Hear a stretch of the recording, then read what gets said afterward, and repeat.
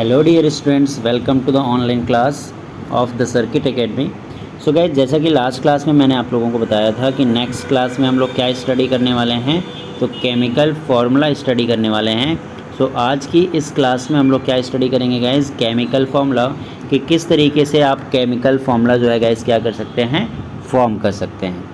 ठीक है। सो chemical formula जानना वैसे तो आपका क्लास 9th का पार्ट है, और आज इसी के साथ हमारा 9th का जो सिलेबस है for JEE neat and so on जो भी है वो, और ये भी कह सकते हो कि बेसिक ऑफ केमिस्ट्री यहाँ पास 9th क्लास से जो हमारे नीड की चीज़ें हैं वो आज की क्लास में यहाँ पे ख़त्म होने वाली हैं। ठीक है ना। और नेक्स्ट क्लास से we will start the syllabus of 10th class. तो आप लोग ज़रूर बने रहिएगा और अपने फ्रेंड्स को, जो अपने भाई बहनों को जो क्लासेस 9 to 12th में या अदर कॉम्पिटिटिव एग्ज़ाम की तैयारी कर रहे हैं उनको ज़रूर शेयर कीजिए, उनको बताइए कि ऐसी चीज़ें यहाँ पास अवेलेबल हैं। ठीक है। तो चलिए स्टार्ट करते हैं आज की क्लास को। और यहाँ पे मैं आप लोगों को दिखा देता हूँ एक पेज जिसमें जो भी वैल्यूज़ आप लोगों को लिखी हुई है उसको आपको याद रखना है गाइज। अच्छा, कैसे क्या चार्जेस आते हैं मैं आप लोगों को लास्ट क्लास में बता चुका हूँ और एक बार फिर से यहाँ पे बताने की कोशिश करूँगा। ठीक है गाइज। तो यहाँ पे ये टेबल है जिसमें लिखा हुआ है names and symbol of some ions. कुछ आयंस के आपको नेम और सिंबल गाइज यहाँ पास क्या है, गिवन है। ठीक है। जैसे कि सोडियम, अब मैंने लास्ट क्लास में आपको बताया था कि सोडियम जो होता है उसका एटॉमिक नंबर होता है क्या, 11। सोडियम का एटॉमिक नंबर क्या होता है गाइज, 11 होता है ना। एक सेकेंड, ओके। तो सोडियम का एटॉमिक नंबर क्या होता है, 11। तो मैंने कन्फिग्रेशन आपको समझाया था, 1s2, फिर 2s2, फिर 2p6 और क्या आ जाएगा 3s1। अब मैंने आप लोगों को लास्ट क्लास में बताया था कि अगर आपके जो वैलेंस इलेक्ट्रॉन है, देखो वैलेंस सेल कौन सा है आपका, 3s1 वाला है। तो जो आपका वैलेंस सेल होता है उस वैलेंस सेल में, इसमें उस वैलेंस सेल में आपके जो लास्ट इलेक्ट्रॉन होते हैं, वैलेंस सेल में जो इलेक्ट्रॉन होता है वही इलेक्ट्रॉन क्या कहलाता है आपका, वैलेंस इलेक्ट्रॉन कहलाता है। और वैलेंस इलेक्ट्रॉन की वैल्यू अगर लेस देन 4 होती है तो वो इलेक्ट्रॉन क्या कर देता है गाइज, डोनेट। तो यहाँ पास कितने इलेक्ट्रॉन डोनेट होंगे, 1। और 1 इलेक्ट्रॉन जब डोनेट होगा तो डोनेट हो रहा है इसलिए कौन सा चार्ज आ जाएगा, प्लस, और 1 इलेक्ट्रॉन है इसलिए कितने आ जाएंगे चार्जेस, +1। तो +1 में 1 को हम नहीं लिखते हैं, इसलिए यहाँ पास देखो गाइज आप लोगों का क्या लिखा हुआ है। तो आप लोग यहाँ पास देख सकते हैं कि सोडियम लिखा है और उसके बाद क्या लगा दिया उसमें, प्लस। सेम एज क्या, पोटेशियम में भी यही होता है, सिल्वर भी यही होता है और कॉपर भी।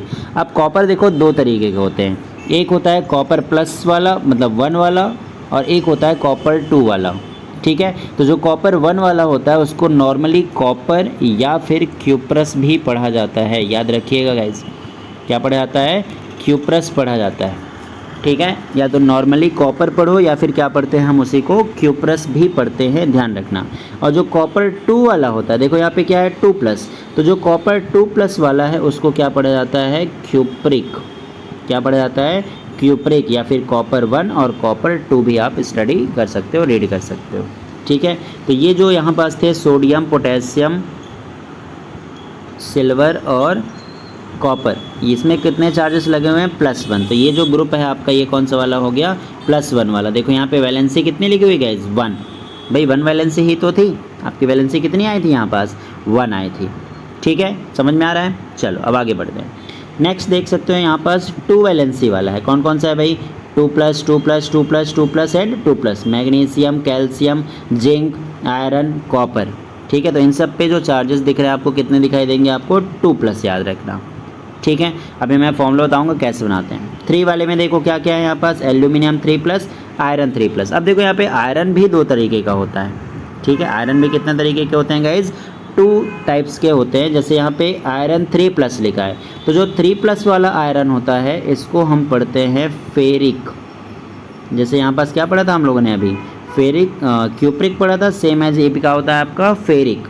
और अगर आपको Fe2+ अगर कहीं पे दिखाई दे तो ध्यान रखना 2+ वाले को हम क्या पढ़ते हैं, फेरस। तो ये हो गया फेरस और ये क्या हो गया, फेरिक। ये हो गया फेरस और ये क्या हो गया, फेरिक। तो ये हमने देख लिया प्लस वाले पॉजिटिव आयंस। अब नेगेटिव आयंस में भी देख सकते हो। अब देखो जो हाइड्रोजन होता है ना वो 2 टाइप से होता है, प्लस वाला भी बनाता है और माइनस वाला भी। तो प्लस वाले को हम बोलते हैं हाइड्रोजन और माइनस वाले को बोलते हैं हाइड्राइड। ठीक है। क्लोरीन में अगर चार्ज लगा है, क्लोरीन में कौन सा चार्ज आ जाएगा, माइनस, क्योंकि वो 1 इलेक्ट्रॉन एक्सेप्ट करता है। कैसे करता है ये पिछले क्लासेस में हमने देखा था। तो क्लोराइड, फिर ब्रोमाइड, आयोडाइड, ये सब क्या है, -1 वाले हैं, ध्यान रखना। ऑक्सीजन, ऑक्साइड में कितना चार्ज होता है, 2-, ध्यान रखना। सल्फाइड, सल्फर पे कितना होता है, 2-। नाइट्राइड, नाइट्रोजन में कितना होता है, 3-। क्लियर है, ध्यान रखिएगा। सेम इधर कुछ आपके पॉली एटॉमिक आयन, इधर जो हम लोगों ने देखा ये कौन से आयन थे आपके, मेटल आयन्स थे, या नेम ऑफ आयन, मतलब नॉर्मली ये सारे के सारे क्या है, मेटल आयन्स। ये क्या हुआ है, नॉन मेटल्स आयन। अब हम क्या देखेंगे, poly atomic ion. Poly atomic ion मतलब क्या, जिसमें मोर देन 1 एटम प्रेजेंट हो। जैसे NH4+ है, नाइट्रोजन 1 है, हाइड्रोजन 4 है, तो मोर देन 1 एलिमेंट हो गया ना, या मोर देन 1 एटम हो गया, इसलिए हम इसको क्या बोलते हैं, पॉली एटॉमिक आयन। और ये जो आपको दिखाई दे रहा है इसको हम बोलते हैं गाइज अमोनियम। NH4+ को क्या बोला जाता है, अमोनियम आयन। ठीक है, अमोनियम के बाद OH- को क्या बोलते हैं, हाइड्रोक्साइड। NO3- को क्या बोलते हैं, नाइट्रेट। HCO3- इसको क्या बोला जाता है, हाइड्रोजन कार्बोनेट। HCO3- को क्या बोलते हैं, हाइड्रोजन कार्बोनेट। उसके बाद CO3 को क्या बोला जाता है, कार्बोनेट। अब देखो ये कार्बोनेट है और ये हाइड्रोजन कार्बोनेट है, ध्यान रखना। ओके, फिर आता है आपका सल्फाइड। सल्फाइड होता है SO3-। सल्फेट क्या होता है आपका, SO4-। अब देखो कन्फ्यूज़न कहाँ पे क्रिएट होता है, थोड़ा सा अपन देखते हैं कन्फ्यूज़न वाला पार्ट, उसको दूर करते हैं। ठीक है, तो कन्फ्यूज़न ऐसे क्रिएट होता है, एक होता है आपका S2-। थोड़ा कलर चेंज करते हैं इसका। एक क्या होता है आपका S2-। तो ध्यान रखना इसको पढ़ा जाता है सल्फाइड। क्लियर है। एक होता है आपका SO3-, इसको हम पढ़ते हैं सल्फाइट। ठीक है, ITE है, ध्यान रखिएगा। और एक होता है आपका SO4-, इसको हम पढ़ते हैं सल्फेट। अब चार्जेस भी आप लोगों को ध्यान रखने हैं भाई, कि सल्फाइड में होता है 2-, सल्फाइट में होता है SO3 ऐसे ब्रैकेट और ओवरऑल क्या है माइनस। यहाँ पे होता है SO4 और ब्रैकेट, और यहाँ पे क्या होता है 2-। तो ये वाला पार्ट क्या होता है आपका सल्फेट का। क्लियर है, ध्यान रखना।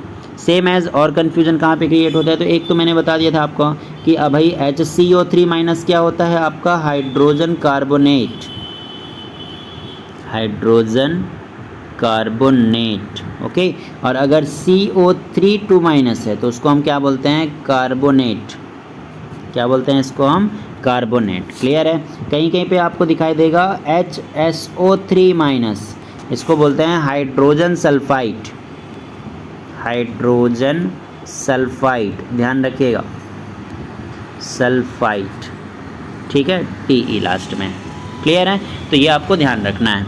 और कन्फ्यूज़न किस में होता है, तो एक और होता है, जैसे N3-, ये क्या था हमारा, नाइट्राइड, ध्यान रखिएगा, नाइट्राइड DE। ओके, जैसे सल्फाइड में था वैसे नाइट्राइड। एक होता है आपका NO3-, इसको हम बोलते हैं गाइज नाइट्रेट।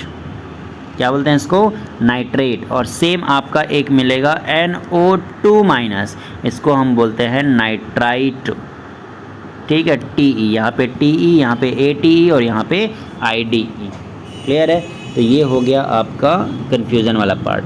ठीक है, चलो अब देखते हैं फॉर्मूला हम लोगों को बनाना कैसे है, किस तरीके से आप लोगों को फॉर्मूला। अच्छा, एक छूट गया यहाँ पास, फॉस्फेट होता है आपका PO4-3-। ठीक है, चलो कुछ एग्जांपल्स देखते हैं, फिर क्वेश्चन करेंगे। जैसे यहाँ पास हम लोगों को बोला कि भाई हाइड्रोजन और क्लोरीन को मिला के क्या बना दो, आप फॉर्मूला बना दो। अच्छा, एक और चीज़ याद रखना, हमेशा जब भी हम फॉर्मूला बनाते हैं तो पहला वाला पार्ट पॉजिटिव होता है और सेकेंड वाला पार्ट क्या होता है, निगेटिव। हमेशा पॉजिटिव और निगेटिव मिलकर ही फॉर्मूला क्या करेंगे, क्रिएट करेंगे। ठीक है, अब देखो यहाँ पे वैलेंसी के बेसिस पे बनाया हुआ है, आपको ये भी ध्यान रखना है, और चार्ज के बेसिस पे भी कैसे।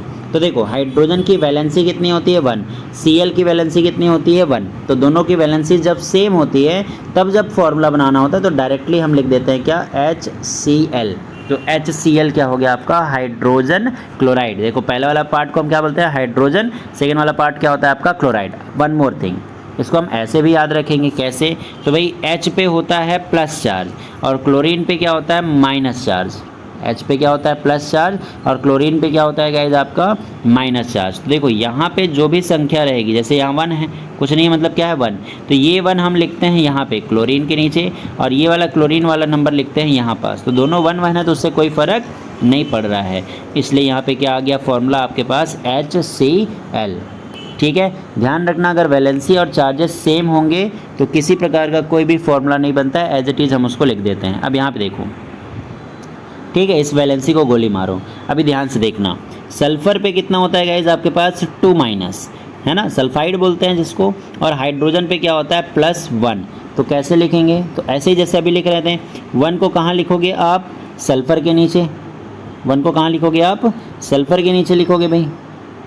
अरे हाँ, 1 को कहाँ पे लिखोगे गाइज, इस 1 को हम कहाँ लिखेंगे, सल्फर के नीचे, और इस 2 को हम कहाँ लिखेंगे, हाइड्रोजन के नीचे। तो क्या बन जाएगा आपका H2S। तो ये हाइड्रोजन और ये सल्फाइड होता है, इसलिए नाम क्या हो जाएगा इसका, हाइड्रोजन सल्फाइड। ठीक है, नेक्स्ट देखना।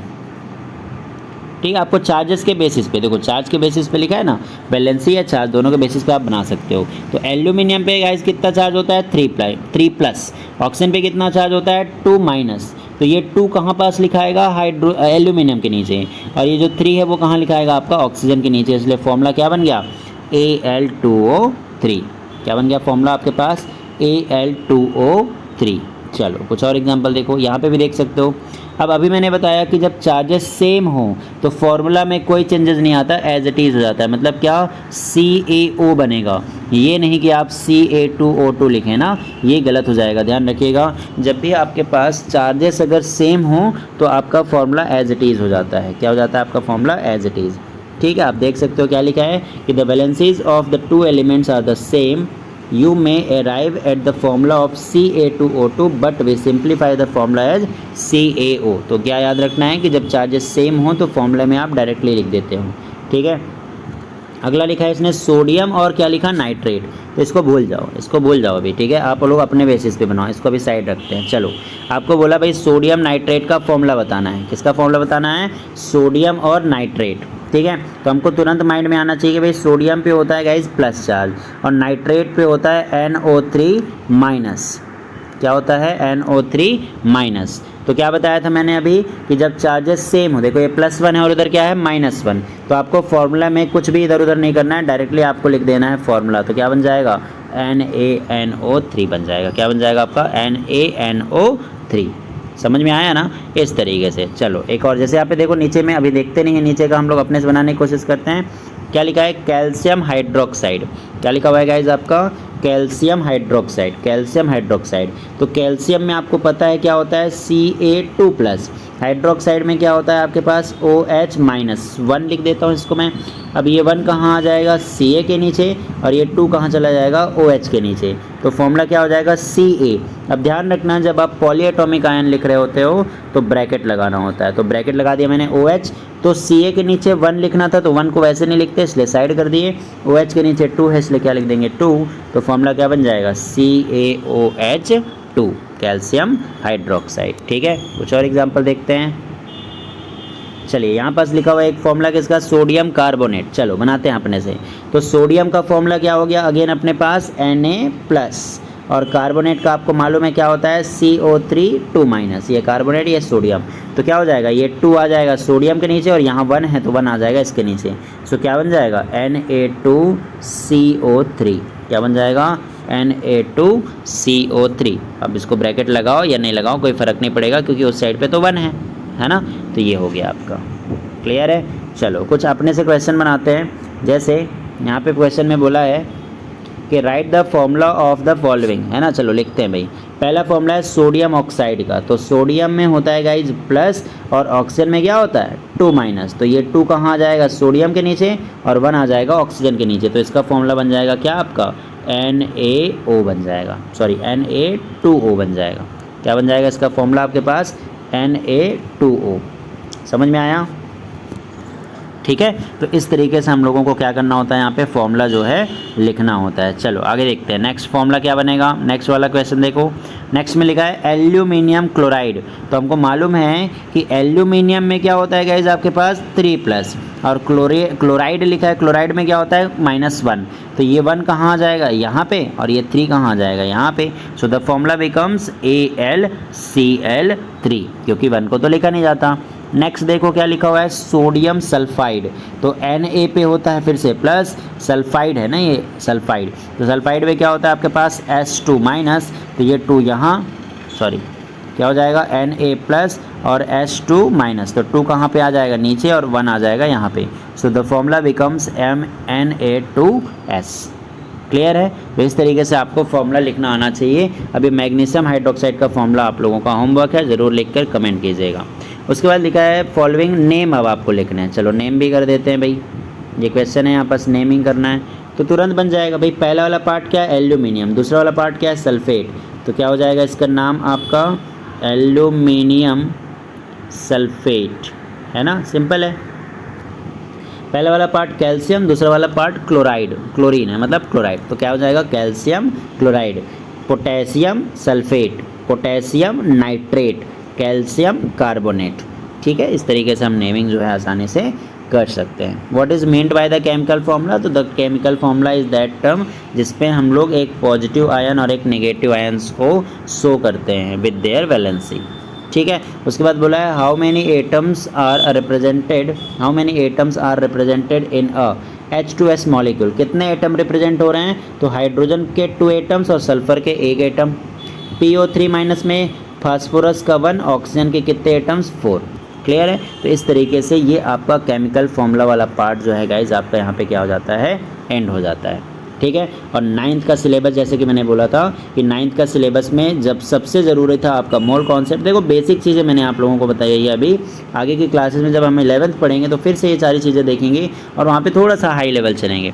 एक्चुअली हम बेसिक से अभी इसलिए लेकर चल रहे हैं ताकि आप लोगों को सारी चीज़ें क्लियर होते चले कि भाई हाँ 9th में ये पढ़ा था, 10th में ये पढ़ा था, 11th में ये पढ़ा, 12th में ये, और उसके बेसिस पे जब चारों कंपाइल हो जाएगा 9th 11th 12th 10th 9th 11th और 12th जब कंपाइल हो जाएगा तब हम लोग फिर आगे बढ़ेंगे और आपको फिर हाई लेवल के क्वेश्चंस हम लोग कराएंगे।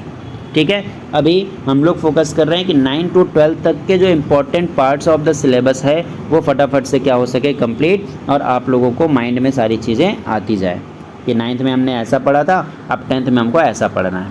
समझ में आ रही बात। तो 9th का यहाँ पास आपका हो गया कंप्लीट, जिसमें मोल कॉन्सेप्ट, कुछ फॉर्मूलेज और बेसिक इलेक्ट्रॉनिक कॉन्फ़िगरेशन, ये सारी चीज़ें हो चुकी है। नेक्स्ट क्लास में अपन 10th का सिलेबस स्टार्ट करेंगे जिसमें हम लोग केमिकल रिएक्शन एंड इक्वेशन पढ़ेंगे। अब देखो केमिकल रिएक्शन और इक्वेशन पढ़ने के लिए जब तक आप केमिकल फॉर्मूला नहीं जानोगे कैसे बनेगा, है ना। So every topic every lecture जो है आपका क्या रहेगा, रिलेटेड रहेगा, इसलिए आप लोग बने रहिए। सो आज की क्लास में बस यहीं तक करते हैं। Thank you, have a good night.